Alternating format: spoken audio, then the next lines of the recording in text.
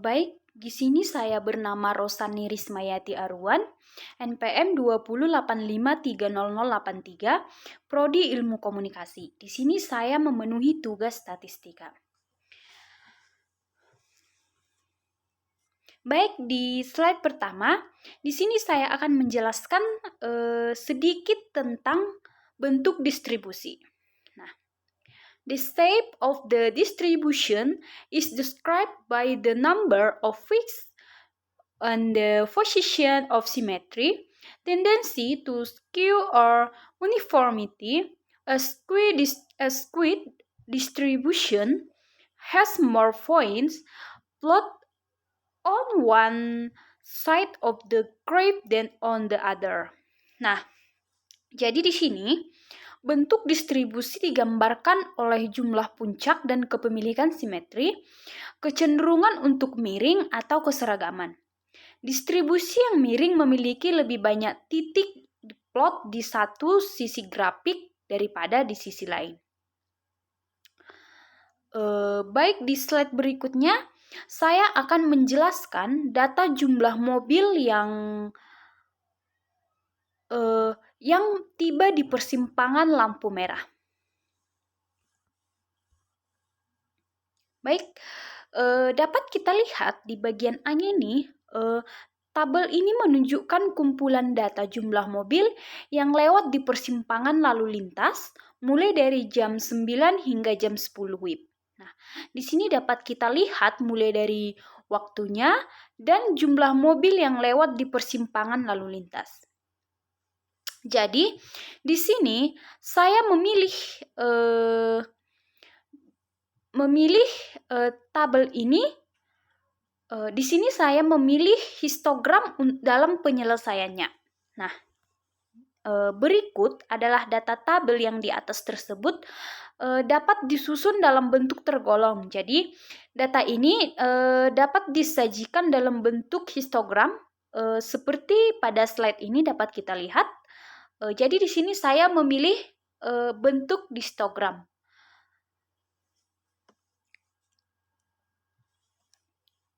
Dapat kita lihat histogramnya bahwa yang berada di bawah ini merupakan waktu yang ditempuh untuk menghitung arah mobil yang lewat di persimpangan lalu lintas, dan yang berada di sampingnya ini, berada di samping kiri ini jumlah mobil yang lewat di persimpangan lalu lintas. Nah, jadi dapat kita lihat di slide ini bahwa ini menunjukkan jumlah mobil yang lewat di persimpangan lalu lintas dalam bentuk histogram. Baik, slide selanjutnya. Nah, pada dasarnya histogram adalah sama dengan diagram batang. Hanya pada sumbu X dinyatakan batas nyata di kelas interval yang telah disusun dan antara satu batang dengan batang berikutnya tidak dipisahkan kecuali kalau frekuensi atau presentasi kelas berikutnya itu merupakan 0, sehingga kelas berikutnya itu seakan-akan terpisah dari yang sebelumnya. Baik, di slide berikutnya di sini kita disuruh untuk menghitung rata-rata dan varian data untuk siklus ringan. Nah, jadi di sini kita disuruh untuk menghitung nilai rata-rata terlebih dahulu. Untuk menghitung nilai rata-rata terlebih dahulu, ada baiknya kita mengurutkan datanya terlebih dahulu seperti dari tabel yang di atas tadi. Nah, jadi di sini datanya itu 28, 30, 35, 39, 41, 41, 42, 43, 45, 47, 50, 52. Nah, jadi semuanya ini mulai dari 28 hingga 52 ini ditambahkan. Setelah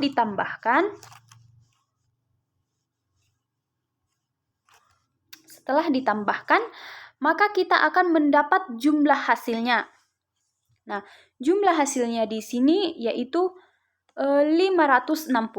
Nah, setelah kita mendapat jumlahnya nih, yaitu 560, kita akan membaginya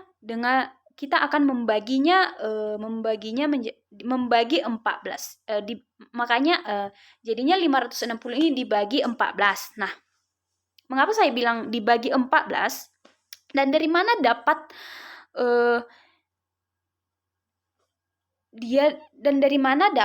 yang 14 ini? Nah, jadi kenapa ini dapat dibagi 14? Karena nilai rata-ratanya ini dapat kita hitung sebanyak 14. Nah, jadi urutan nilai rata-rata ini yaitu 14. Jadi ini 560 tadi harus dibagi 14. Nah, jadi hasilnya dapat 40. Nah, 40. Jadi hasil nilai rata-rata yang didapat itu sebesar 40. Nah, setelah kita selesai menghitung nilai rata-ratanya, kita akan beralih untuk menghitung nilai variannya. Jadi dapat juga kita lihat nilai variannya. Nah, nilai rata-rata dan nilai urutan nilai rata-ratanya dan urutan nilai variannya itu dapat kita lihat datanya itu sama. Nah, jadi di sini kita akan menentukan nilai varian datanya. Namun sebelumnya kita akan melihat rumusnya terlebih dahulu. Nah, setelah kita melihat rumusnya, di sini data varian tersebut kita akan mengurangkannya dengan jumlah nilai rata-rata tadi, yang dimana jumlah nilai rata-rata tadi itu sebesar 40. Nah, jadi setelah itu kita kuadratkan 2. Nah, dapat kita lihat dalam slide ini.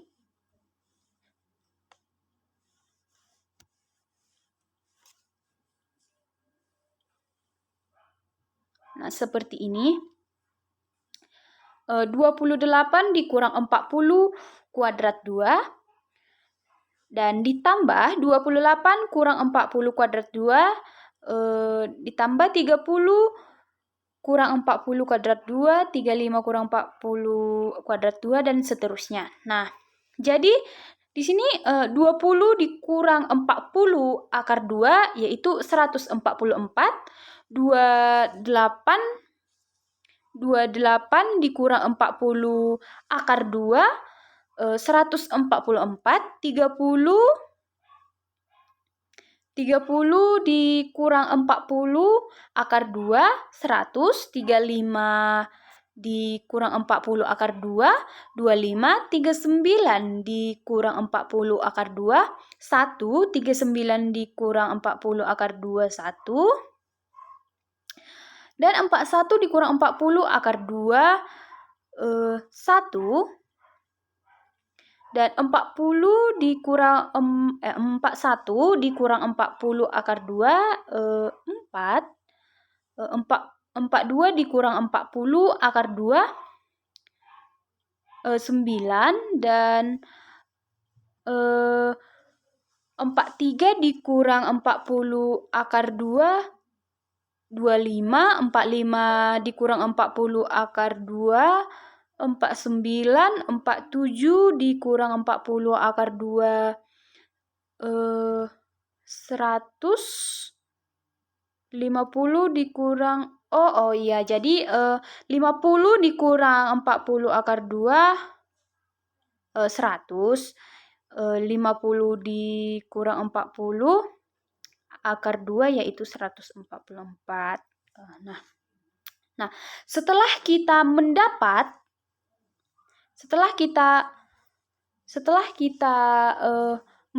hasilnya, kita akan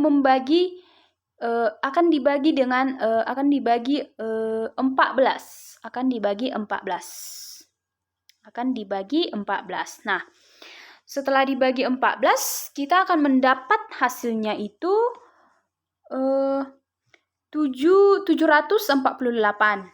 Nah, jadi 748 dibagi 14. Nah, di sini 748 dibagi 18, kita mendapat hasil yaitu sebesar 53,4.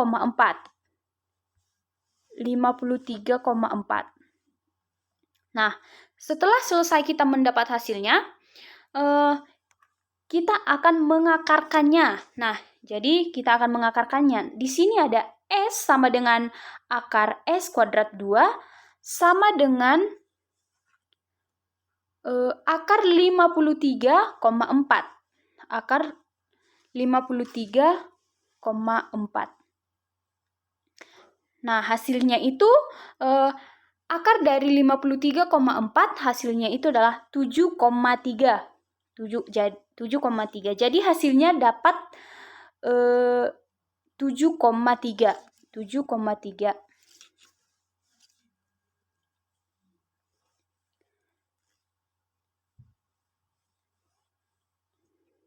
Nah, jadi nilai rata-rata dengan nilai varian dapat kita katakan bahwa nilai rata-rata dengan nilai varian itu memiliki hubungan antara dua ukuran. Jadi, jika salah satu nilai dari kedua ukuran tersebut diketahui, maka nilai ukuran yang lain juga akan diketahui. Nilai rata-rata menyatakan penyebaran nilai dari nilai rata-rata dari suatu data. Nilai dari simpangan rata-rata digunakan untuk memberikan representatif data yang tepat. Dasar perhitungan varian adalah keinginan untuk mengetahui keragaman suatu pokok data. Nilai varian yang dihasilkan itu merupakan nilai yang berbentuk kuadrat. Nah, di sini dapat kita simpulkan bahwa nilai rata-rata dengan varian itu memiliki hubungan antara dua ukuran yang sangat diperlukan. Baik, sekian presentasi dari saya. Terima kasih.